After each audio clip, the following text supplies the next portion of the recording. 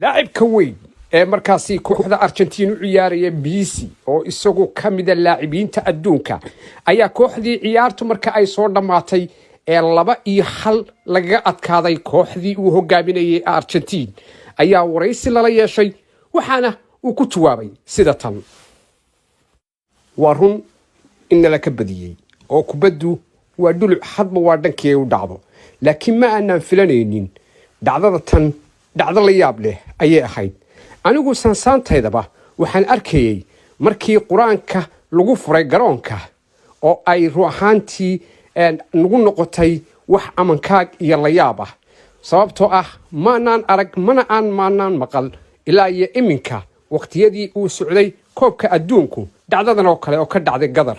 sidoo kale waxa la yaab lahayd ilaa intii aanu soo galeynay aadaanka masaajidada iyo waliba salaada la isugu yeerayo marka waan arkayay inay adkaar akhrisanayaan nimanka kani marka dib ma laha hadii aanu hadnay balse waxaan u rajaynaynaa guul kooxda Sacuudiga